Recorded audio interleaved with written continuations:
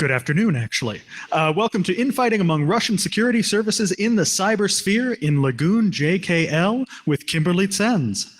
Before we begin, there are a few brief announcements. Please stop by the business hall located in the Mandalay Bay, Oceanside, and Shoreline ballrooms on level 2. The Black Cat Arsenal is also in the business hall on level 2. And lunch will be available directly after this talk in Bayside AB until 2:30. Don't forget the merchandise store on level 2 and session recordings from Source of Knowledge, who have a desk on every level. And with that, we ask that you please put your phone on vibrate or turn it off to avoid interrupting the presentation. And now, please welcome Kimberly Zenz.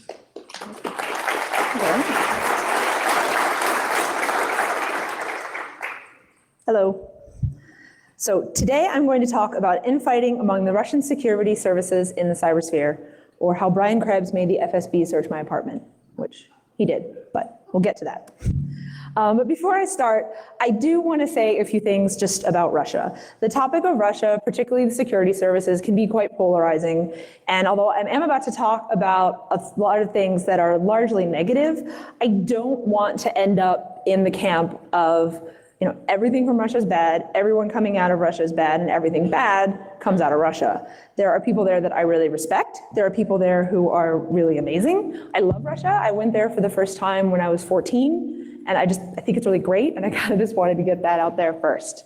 But it is an interesting place. It's a fascinating place. It can be a challenging place. It is a rapidly changing place. It has been for a while. And while some of these change has been good, some of it does lead to problems.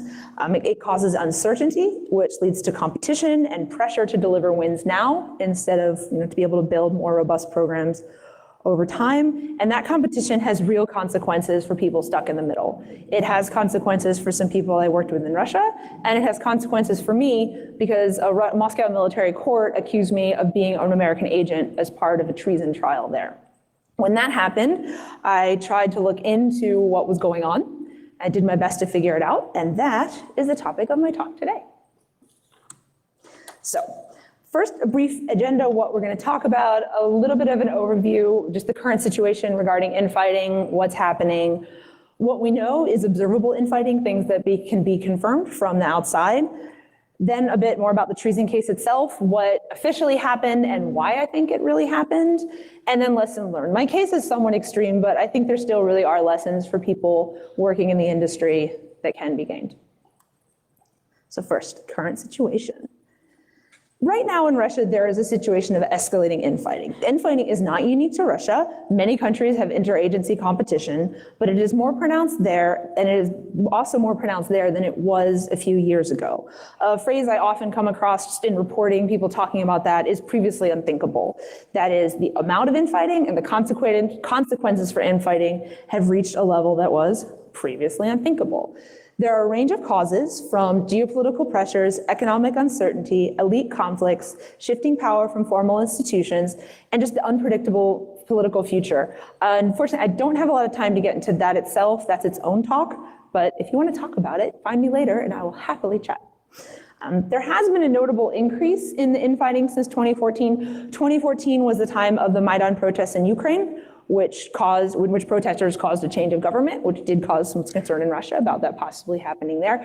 And it also was the time when fighting began in eastern Ukraine and the conflicts over there, and then Russia took Crimea, which put Russia in a difficult geopolitical and environmental position, which again just exacerbated tensions in the country.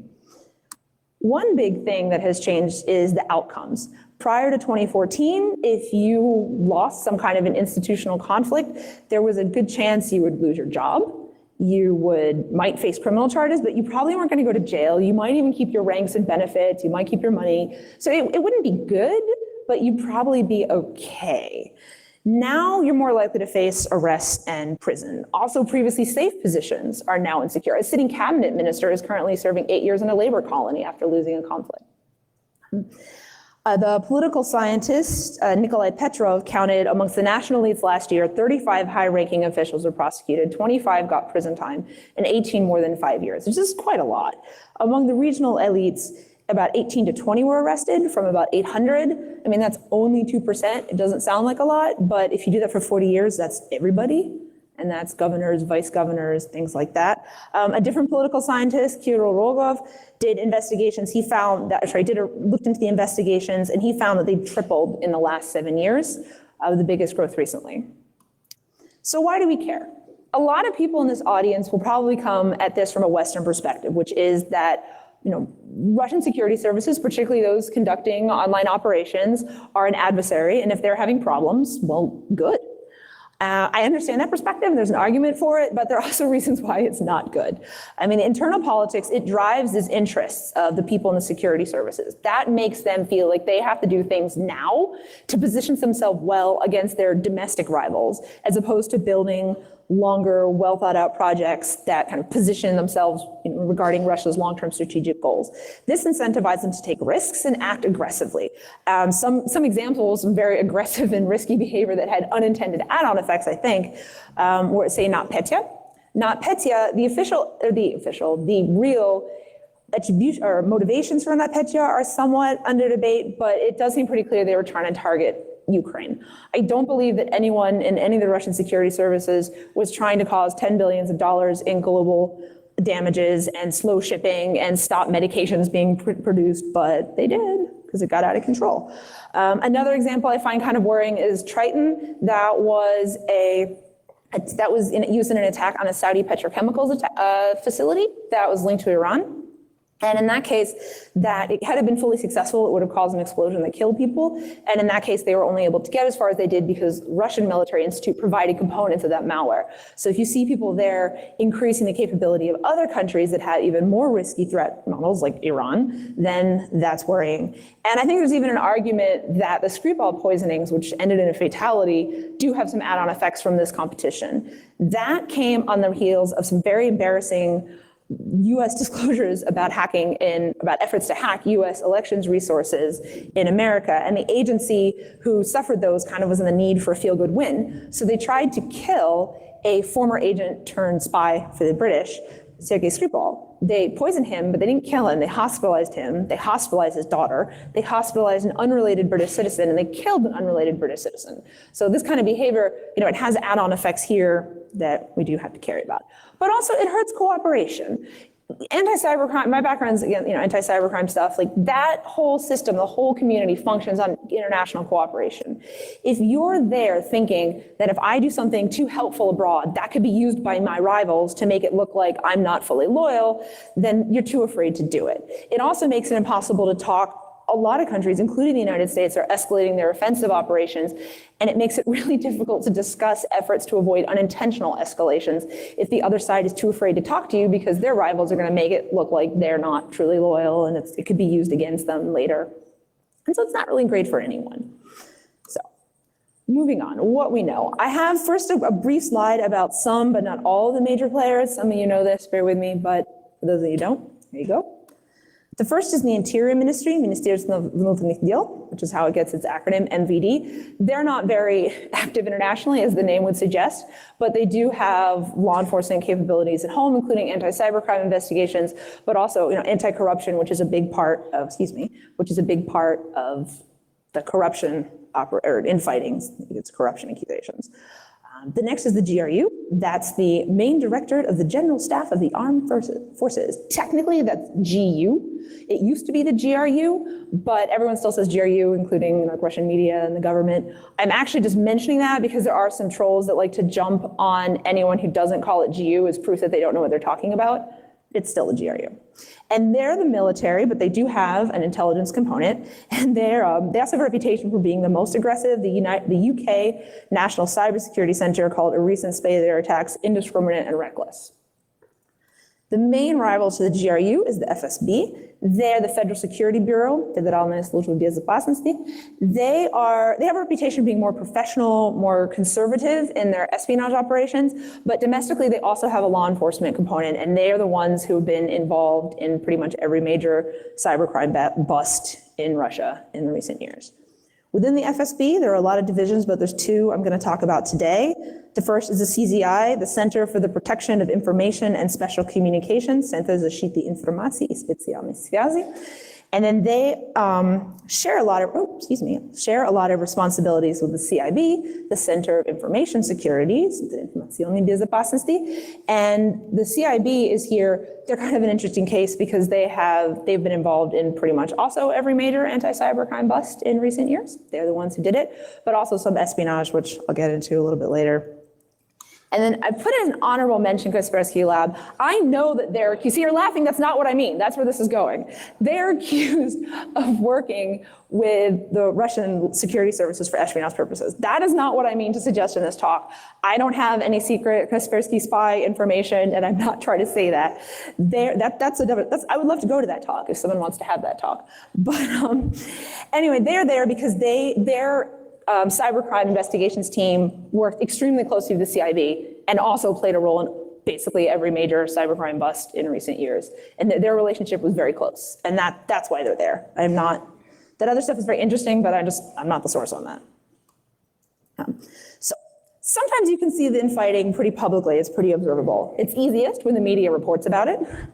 I guess my favorite example is the Interior Ministry has Division K, the Division for the Fighting Against Cybercrime, I think since 2008. The media has reported it's going to join the FSB. Still hasn't happened because MVD is able to push back, but there's some confidence. Sometimes you can see it in reports of transit responsibilities.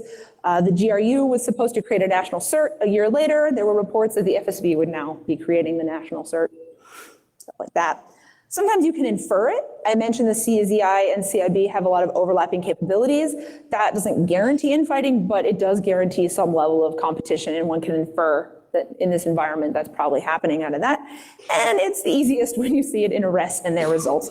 Perhaps the most famous case in recent years were that of Generals Denis Sugrobov and Boris Kolesnikov. They were the two youngest generals at the history of the Ministry of Internal Affairs. They were doing major arrests against very high-ranking people. They pushed up against the FSB. They lost. They got themselves arrested.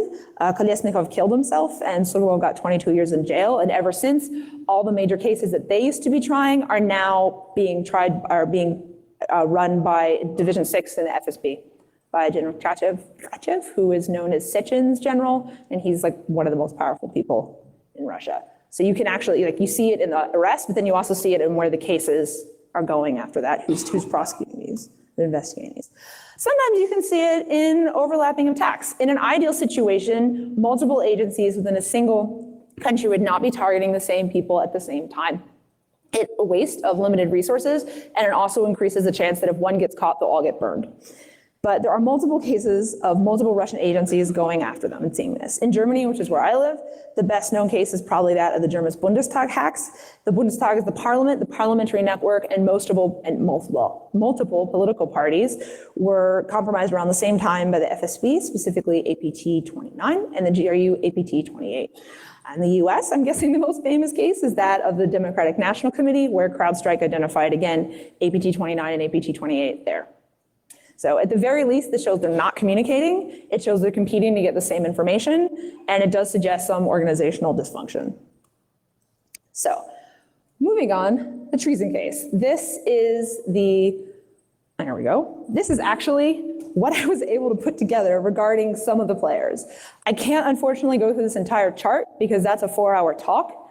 The original paper this is based on started out at like 80 pages. But just to give you an idea of what's going on in the network, and then the guys in the circles, those are the ones who are accused of treason. So you can kind of see who they are. And who are they? First is Ruslan Stoyanov. Ruslan Stoyanov is the head of cybercriminal investigations at Kaspersky Lab. I know Ruslan. I deeply respect Ruslan. He is arguably the best respected and most well-known cybercriminal investigator in Russia. He's also highly networked. He worked internationally. He worked in Russia very much.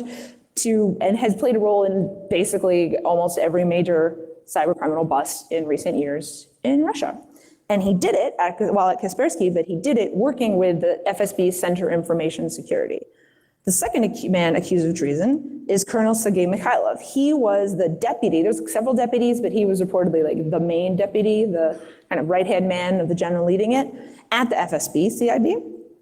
The next guy is his deputy, Colonel Dmitry Dokuchayev. And Dmitry is a very interesting guy because in addition to being an FSB colonel, being involved in like a major arrests over recent years. He's also has the unique distinction of being part of the first time the FBI ever indicted FSB agents for espionage. He's wanted in both countries. He's a lucky guy. But he played an important role in the Yahoo attacks. So espionage targeting America. And then also, that's him on the right a couple of years ago. That's him on the left when he was a young cyber criminal going by the handle Forb. So he's just had an interesting life. The next guy accused of treason is Grigory Fomchenko. I have not been able to find out a lot of good information about Fomchenko. I've seen him reported as a programmer, as a businessman, as an ex-FSB agent, and as a distributor of pornography using the handle Gezer. I honestly don't know. I certainly don't know about his porn life, but I don't know why he's mixed up in this in the same way that I can see for the other guys. And then there's me. I was accused of being a US agent, depending on the reporting, sometimes FBI, sometimes CIA. I'm actually none. I'm an unclearable dual citizen who lives in Germany, but such it is. So first we'll look at the accusations. Russian reports say that this is what they were charged with, not what actually happened. In 2010, the FBI paid FSB officers Sergei Mikhailov and Dmitry Chakochaev $10 million to deliver 2 CDs containing information about well-known Russian cyber criminal Pavel Vygotsky. He's really well known. There's a book about how much criminal he is that Brian Krebs wrote. And this happened shortly before Vygotsky's arrest and conviction in Russia, so they say. Fomchenko flew to America to deliver 1 CD, and Stoyanov is said to have given the other CD to an American agent, that's me, at a cybercrime conference in Canada. This is problematic for several reasons. First of all, this is not a new idea. This idea first surfaced in 2010 when Pavel Vygotsky, facing arrest, created this conspiracy theory to try to take down the people he thought were trying to put him in jail. Everyone on that list except Fomchenko, I don't really know what his deal is, but everyone else on that list, right down to me, was either at that cybercrime conference or talking about what a criminal he was, or actively involved in his investigation and ultimately did put him in jail. If the Russian government does take real treason and espionage seriously, he was pushing this so hard. If they thought this was an important thing that had really happened, they would have done something about it at the time. But instead, they just dismissed him and arrested him. Another issue is the money. $10 million is a lot of information to pay about a cyber criminal. If you compare that, the FBI is offering $3 million for the information leading to the arrest, not just information about Yevgeny Bogachev, also known as Slavik, who is a way bigger cyber criminal than Pavel Vygotsky ever was. Although, that's him. He likes to pose like he's a boss. He did that picture himself. But Bogachev actually was. He was a real cybercrime boss and also a spy on the side. So if they would only pay $3 million for his arrest, it's a little much to think they'd pay $10 million for info about him. Also, the money is a little ridiculous because around this time, Pavel Vygotsky got into a conflict with his former criminal partner, Igor Gusiev, also known as DESP, and somebody hacked his front company, Chronopay, stole thousands and thousands of incriminating documents and posted them online. So the FBI didn't actually have to pay anything. They could just get the information for free and download it. I did. And then also, I kind of laugh at the logistics. I don't know how FSB officers share secret information with the CIA, but I'm pretty sure they don't do it on CDs. It's 2010. And why fly 2 CDs to America? It's just, and of course the other thing is I'm not actually a US government agent. So, there's that. So why then? Why did this happen? I'm sorry, actually, let me go back. I forgot something very important. So in this treason trial, there was a witness, and that was Pavel Vygotsky. The criminal that they put in jail was testifying against them. I was not a witness. I sent a letter to the military court saying, supposedly I took the CD, I was at the conference, which Vygotsky was not, I would like to testify, and they said no, which tells me they're not taking the actual charges very seriously, because if I really am an agent, that would be pretty exciting to talk to me. I was actually also there right before the arrest. I saw this in a Russian news report that the decision to arrest them was made in September 26, 2016. I was there in November, shortly before the arrest, 2016. If they wanted to question me at any time, if they thought that I was a serious threat to the government or an agent, they had an opportunity, and they didn't want me.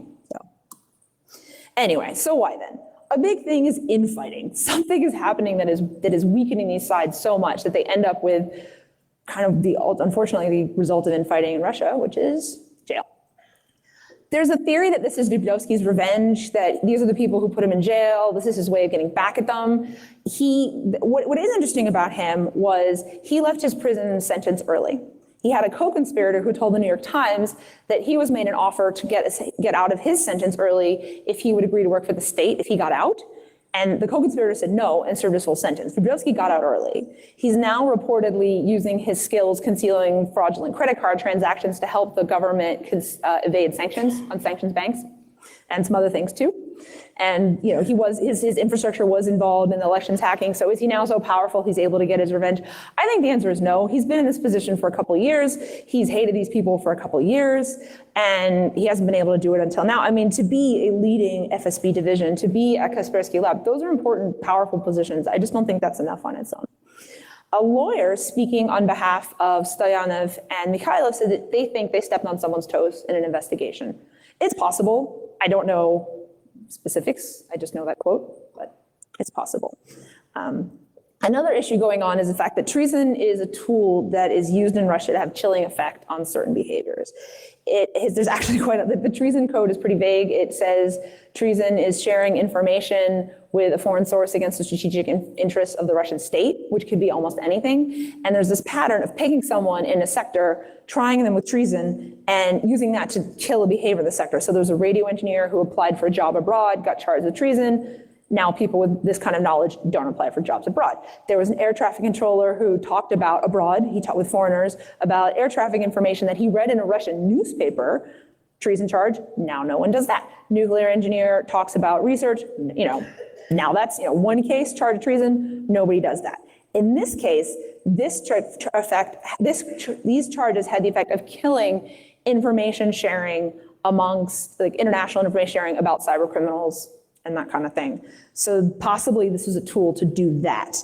I do actually have some statistics. I mean, treason charges, they've also increased since 2014. For example, the newspaper Вечная Moskva counted 4 cases in 2013, 15 in 2014. But overall, there's been more than 100 cases since 2000. So it's like a pretty relatively commonly used tool for that. There's also the argument that there's pressure on Kaspersky to reform and formalize relationships with the winner of this competition in the state. Kaspersky is a very important company. It's Russia's leading cybersecurity firm. And they are under pressure in Russia, as are all tech companies, to comply with state interests. And doing this kind of weakens their major ally and puts real pressure on them to kind of do that. So that could be a benefit. But I just don't think altogether that was still enough to cause such a drastic result. So I tried to figure out a bit more, and this is what I could find. Now, I do want to mention that a lot of these are things people have told me. They appear to make sense. They seem plausible. Well, some of them more than others. I mean, this one's been in the Russian newspapers, so I feel like it's probably true. Some of the other ones are more like things I've heard, and I'll tell you what they are as we go on. But now we're getting into the things I think I know, not things that I'm saying are true. One, infighting in the FSB. The CIB and the CZI, as I mentioned, they have areas of overlapping responsibilities. They do compete.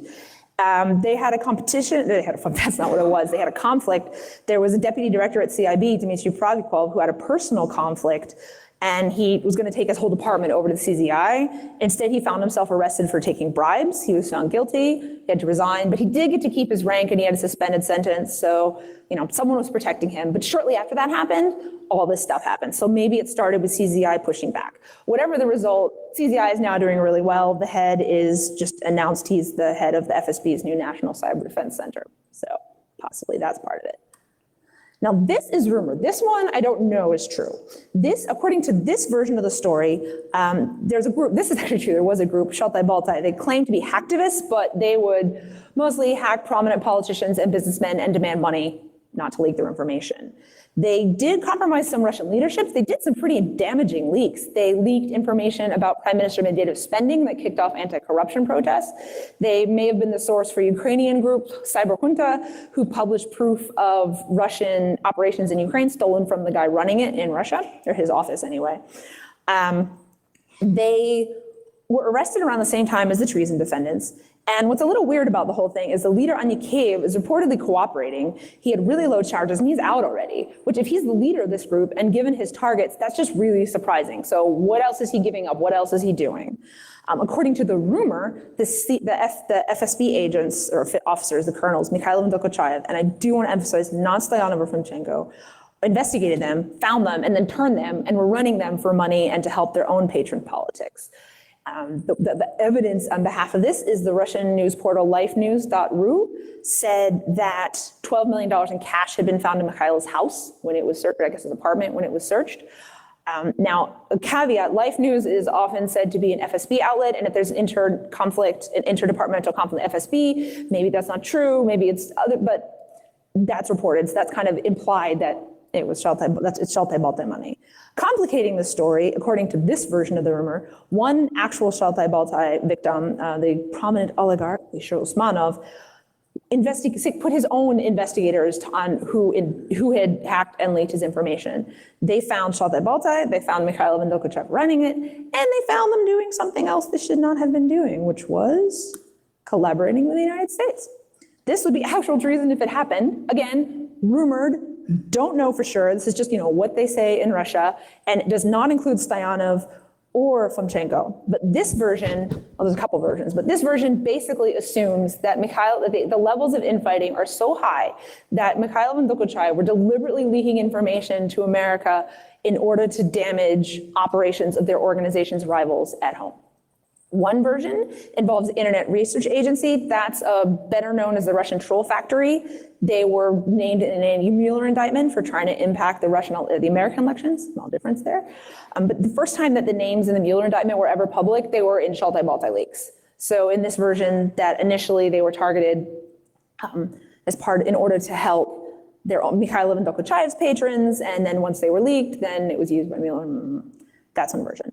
Two other versions deliberately and directly look at the idea of the FSB and GRU infighting. Under one, it's that Mikhailov was the source of the King server's ChronoPay connection.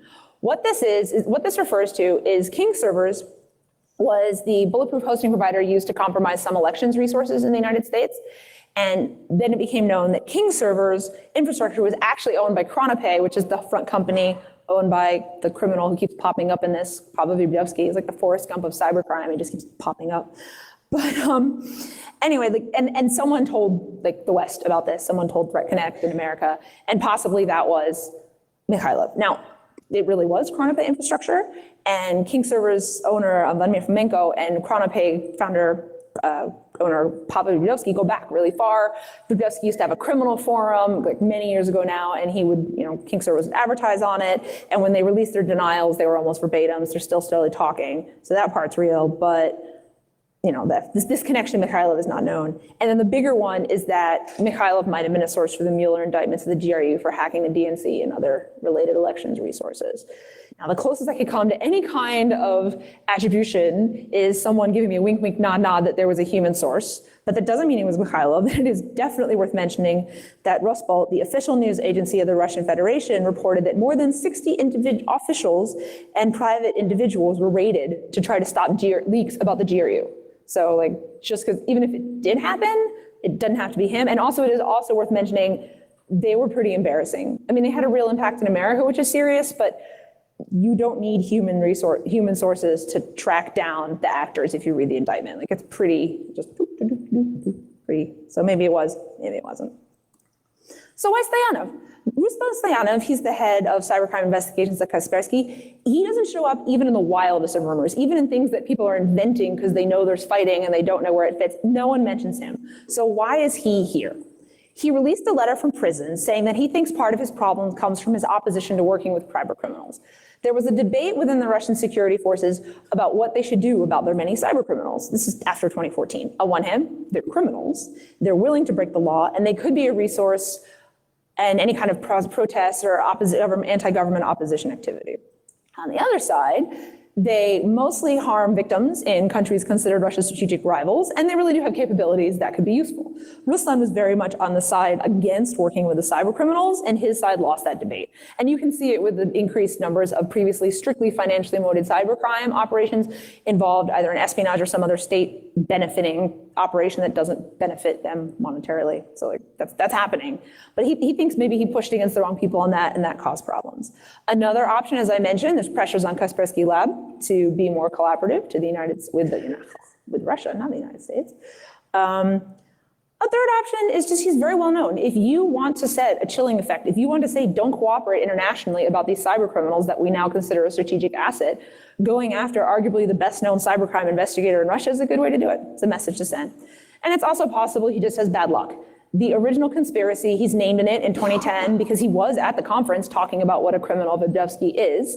And so Vybovsky added him to his conspiracy. So once the CIB, once Mikhailov and Stoyanov started having problems, it was convenient to pull out this old conspiracy. And like he and then me, we're just in it because we're just lucky people. Although, I'm not. I'm much better off than he is. I don't want to suggest that. But the end result, there's some guilty verdicts. Sergei Mikhailov got 22 years, which is 2 years over the maximum, but technically he committed treason twice because he gave 2 CDs, they said. Ruslan Stoyanov, 14 years. They're both appealing. They say they're innocent. Dokuchayev pled guilty, although he's interesting. He didn't plead guilty to treason. He said he just shared information as is normal in anti-cybercrime efforts, and he now realizes that was treason and he's sorry. And Timchenko testified for the prosecution. He got 7. And then General Alexander Gerasimov, who was Mikhailov's boss at the FSB, he's not powerful. He was too powerful, rather, to jail, but he did have to resign. So, lessons learned. I realize this is a pretty extreme case, but I still think there are some lessons if you're working in the industry, things you can make. One, some people just want to be difficult. I had like some crazy guy online who confused my Russian ex-boyfriend from 2008 with a cyber criminal who has the same name, and was like tweeting and getting his followers to talk about what a Russian slut I am. And at first I couldn't figure out, I'm like, why am I a Russian slut? What are they doing? It's just, and I figured it out, but like, just people are gonna be difficult.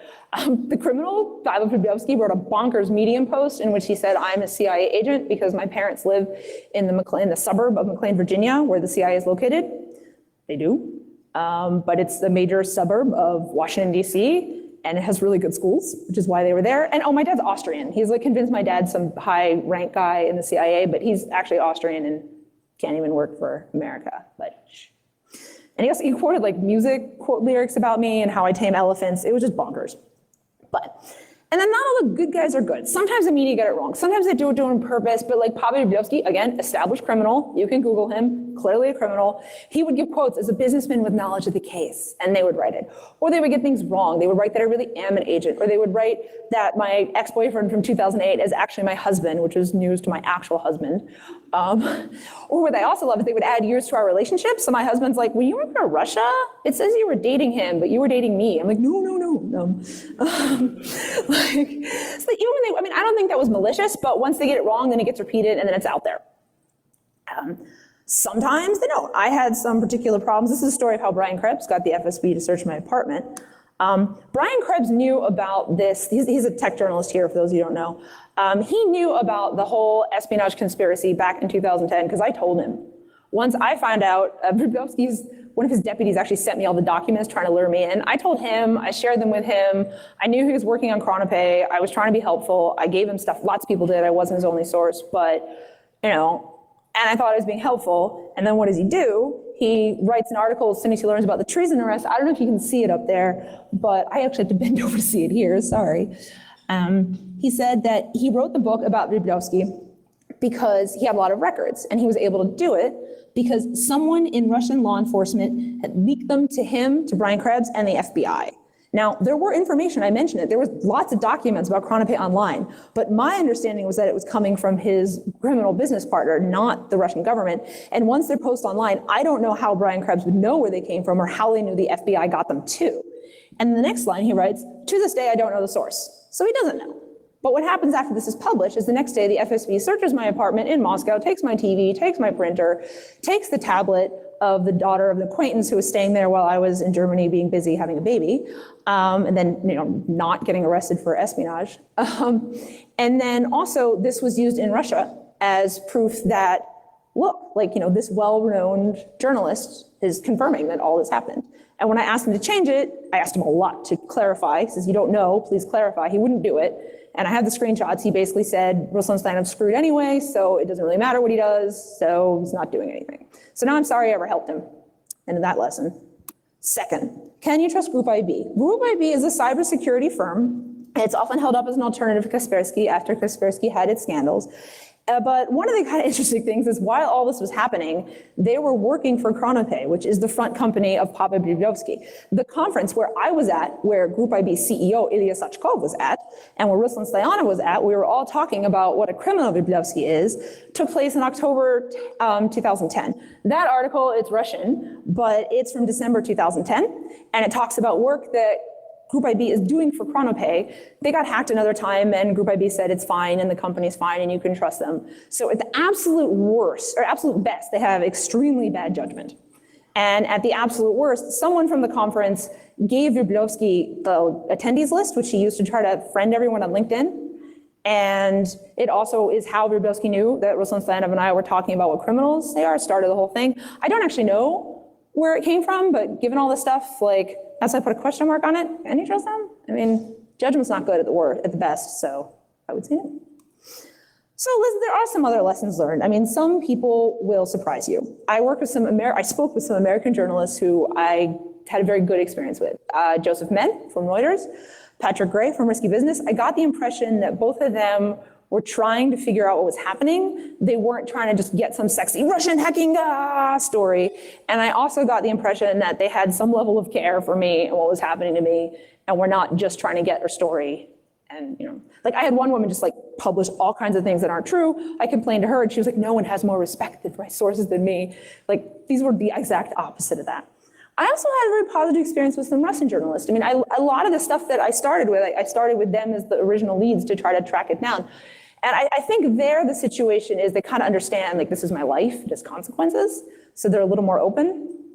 But, you know, and then the FBI, the irony of this is, of course, you know, I'm not an agent, so I don't know these people, but once this happened, the FBI actually came and wanted to know, like, am I okay? Are Russian agents trying to reach out to me? And I actually had a very positive experience with them. Also, all of your plans may not be enough. I tried very hard to not ever say anything that could be used against me by someone trying to cause trouble in Russia. I was aware of the situation there. I didn't really have a plan for what to do when they just make it up entirely. Also, your broader network's risks are also your risks. Again, I know who Mikhailov and Dokuchayev are because once you're accused of being in an espionage ring with them, you bother to find out who they are. But I don't actually know them. I tried very hard to stay away from officials, anything that could make me look like I was a spy. I was just focusing on my criminals, breaking Russian law. That was it. But of course, I knew Ruslan Stoyanov. Ruslan Stoyanov worked with them. Then their problems became my problems. And good work can be trouble. It is real trouble. And it is unfortunate. But I think it's good. I think it's worth it. I think this whole sector is hugely important. I'm very proud to be a part of it. And, you know, I'm glad to see Black Hat's here and everyone's doing so well. That's basically it. And then Black Hat asked me to do some sound bites, so here are my basic sound bites.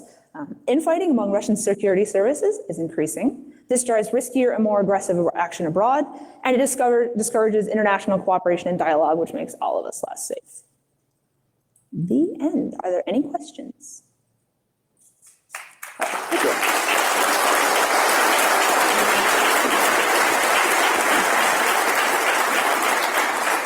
I'm also supposed to say, if you have any questions, please stand there and there. But, all right, the end. Oh, you have a question? Yeah. Oh, I don't actually know either. I can't see with the lights. They're like there and there somewhere. I'm sorry. All right, just shout. Listen, is it safe for the average consumer to use Kaspersky software? Do you think so? I have no idea. I honestly don't know about that. I know what I've heard. I know what other people have heard. Yeah. I guess the average person's probably fine, even if they are working in the government. You don't have what they care about. They're just going to do their job. But I honestly, I don't know about the nature of that cooperation. Yes. Do you use it? No, but I mean, I also have an employer. I use what they give me. Is the struggle for power like the scramble for power? Is this Putin's succession plan? If there is a succession plan, it includes something to do with cybersecurity. I mean, yes. I mean, the role of cybersecurity within Russian understanding of the strategic security is huge. It is, first of all, it's just a global phenomenon. It would be odd if it's not happening there, but it's huge. And because it's so important, that's part of why there's infighting now, is because the people in the security services want to get as much of a foothold as they can in this incredibly important sector. And also, the thing is, you have to do it if you're there, because if you don't, your rivals will, and then they'll use that to crush you. Okay, I have a question right here. Yes. You mentioned that there's increasing infighting. I'm sorry, could you slow down? I don't hear very well. I Sure. next to an airport. You mentioned that there's increasing infighting among different governments. What are some of the other governments that have increased infighting in the cybersphere or otherwise? I'm sorry, but I didn't mean to say there was increased infighting in other governments. I just mean to say that like it exists in other governments. It's not unique to Russia that it exists. What is unique to Russia, or not amongst the norm, is how intense the infighting is and how much more intense it has become. So I don't have like another country that's doing the same thing. That's why I think this is special. Thank you. Yes. I guess it's true. He's right. Iran, they're probably actually crazier. Hi, Kim. I've actually previously interviewed you for a story I wrote for CryptoCoins News about the Mikhailov trial. I don't think that you really liked some of my coverage so much. I don't know. No, because you said Levkovsky was a legitimate actor, and he's not. He's a criminal who's gone to jail and is like actively collaborating with multiple operations. I don't think I ever framed him as a legitimate actor. I highlighted his criminal past. I wanted to ask you about so I wrote whatever awkward. Sorry, I know I look weird like this, but I'm like blinded by the light. I'm just trying to see you. No, it's cool. So as you know, I wrote about the BTCE crypto laundering scandal, and in Russia, there's a lot of chatter that, and it's been picked up. I mean, it could be disinformation, but it's been picked up in media outlets. A lot of people have said it, at least 4 or 5, high-profile people in the crypto space, that BTCE towards the end of its life cycle was actually under the thumb of Mikhailov. That the exchange administrator, he was kind of overseeing that whole operation. Have you heard that? I honestly, I read some stuff, but I couldn't find anyone in Russia who was willing to, whose opinion I would trust, who was willing to say anything about it. So that chart is the summary version. It is so complicated. I couldn't put everything in there. I just couldn't, I just had to stick to the big stuff. I'm sorry. Igor Ashmanov is one guy he's pretty big deal. He's a founder of the Safe Internet League in Russia, and he's publicly said it on Facebook posts that Mikhailov did it. But yeah, he did. Yeah. Okay. Thanks. Sorry, I don't actually, here's the thing, I'm not actually an agent. This would be so much easier if I were a real spy. So I don't actually know everything. I'm sympathetic to that. My name is Renee. I wanted to ask, what's your sense of coordination between IRA and GRU? Well, all right. Now we're getting into some. All right, how do I get this simply? So IRA is most famously linked to, they call him Putin's chef, Prigozhin, he gets that name because, among other many things, he has some catering contracts with the government at some very high levels. He also does things like run a mercenary company that's been active in Syria. He does appear to have some military overlaps and some ties, but given the internal machinations of those guys, that gets out of the cybersphere, so I haven't actually looked into it. I can just say, looking at his operations in both Ukraine and Syria and other places, some of them went to, I believe, Venezuela, I wouldn't be surprised if there was some level of overlap, but I don't know. I'm curious more about the, I know the backstory quite well, the coordination around hack and leak versus socialize. I'm sorry, I'm interested. I don't hear very well, I'm sorry. The coordination between hack and leak versus socialize, hack and leak versus dissemination channel. This is I get as far as hacking and I can't hear more. Hack and leak versus hack and leak dissemination channels. Yeah, those don't seem to have a lot of overlap. I mean, if you look at the stuff that was hacked and leaked from the US, if you look at the people trying to do it, it was the GRU, it wasn't the Internet Research Agency. And actually, I think that does go back to the infighting. Once they had it internally, they didn't want to give it up. And once they were named, which I also don't think they were expecting, if you look at their attempted response, it was very poor in the beginning and it got better over time, I think, as they realized they were struggling and brought in other people because they were still trying to handle it in-house. That's what I think anyway. Yeah. You didn't mention the SVR. Where did it fit into your org chart? Well, I didn't like to mention them because they're not really as prominent in all the reports about competition and infighting. I thought about putting them in there because obviously they're like a foreign intelligence agency. They're important, but they're not as when you hear about the competition and the fighting, what people are doing to damage each other, you don't hear about them so much. I mean, they've been accused of also conducting, attacks on the U.S. elections resources. They are an intelligence agency who spy on people and steal things. So they're there, but they're just, I left them out. I left out some other ones too, because they're not as aggressive in the whole infighting story. Okay, one last question. Basically now you said that FSB lost the fight, right? GRU now is in power? Or I'm sorry, no, I didn't. Okay, who's now has more consolidation and power over the other in those two sides? I would probably, my money would be on the FSB. The GRU has had it's had a bad year. So All right. I would say, yeah. And the FSB did just get the National Cyber Defense Center, as an indication. Thank you. Nice presentation.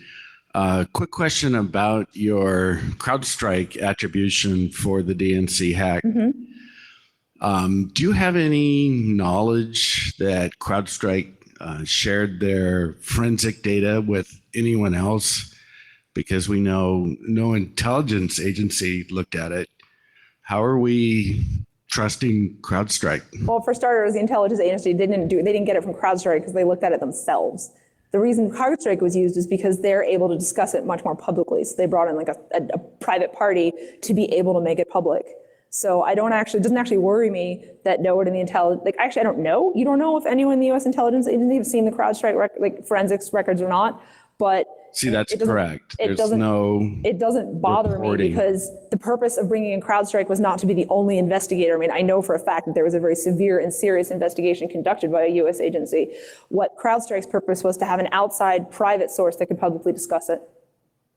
So you know of no sharing of CrowdStrike's forensics with any other security? CrowdStrike does not tell me about their business. Okay, thanks. Sorry, I know I look very weird like this, but I'm just trying to get the light out of my eyes so I can see people as they talk to me. You had mentioned that there's increase in fighting and stressors and basically cybercrime investigation in Russia is heating up. What do you think the future for that is? Do you think it will continue to escalate or do you think it might temper? All right, thank you. Yes, I think right now the domestic pressures in Russia are not going to get better, they're going to get worse. And the political uncertainty about Russia's future is not getting better. So as long as those two are there, then I feel like there's no reason it would stop.